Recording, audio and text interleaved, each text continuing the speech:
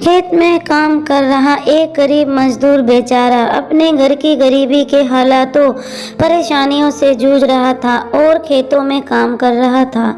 वहीं से गुजर रहे दो व्यक्ति, शिक्षक संपन्न परिवार से संबंध रखने वाले एक युवा शिष्य के साथ कहीं टहलने निकले।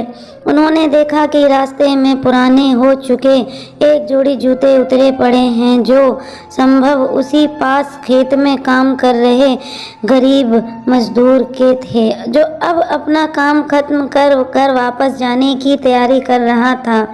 शिष्य को मजाक सूझा। उसने शिक्षक से कहा, गुरुजी, क्यों ना हम ये जूते कहीं छिपाकर झाइयों के पीछे छिप जाएं। जब वो मजदूर इन्हें यहाँ नहीं पाकर घबराएगा तो बड़ा मजा आएगा।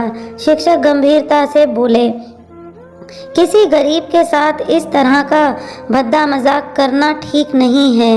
क्यों ना हम इन जूतों में कुछ सिक्के डाल दें और छिपकर देखें कि इसका मजदूर पर क्या प्रभाव पड़ता है। शिष्य ने ऐसा ही किया और दोनों पास की झाड़ियों में छुप गए। मजदूर जल्द ही अपना काम खत्म कर जूतों की जगह पर आ गया। उसने जैसे ही एक पैर जूते में डाला, उसे किसी कठोर चीज का आभास हुआ। उसने जल्दी से जूते हाथ में लिए और देखा कि अंदर कुछ सिक्के पड़े थे। उसे बड़ा आश्चर्य हुआ और वो सिक्के हाथ में लेकर बड़े गौर से उन्हें पलट पलट कर देखने लगा। फिर उसने इधर उधर देखा, दूर दूर तक कोई नजर नहीं आया तो उसने सिक्के अपनी जेब में डाल लिए।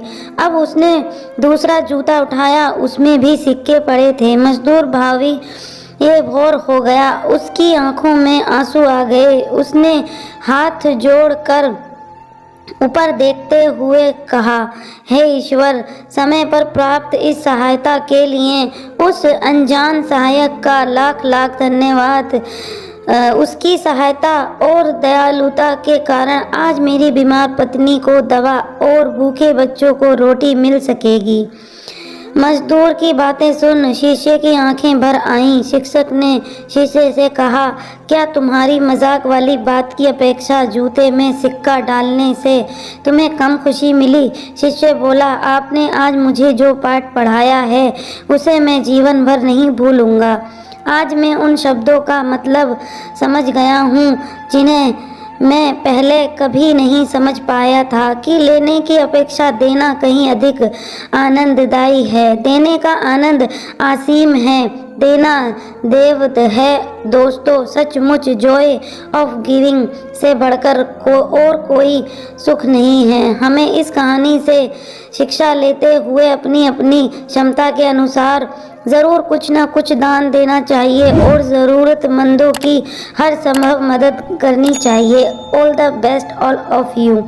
मुझे पता है सारे लोग ऐसे ही सोचते हैं, पर करता कोई कोई है। तो इस कहानी से हमें यही सीख मिलती है। दोस्तों, कहानी अच्छी लगी हो तो लाइक शेयर कमेंट ज़रूर करें और हमारे चैनल को सब्सक्राइब करें।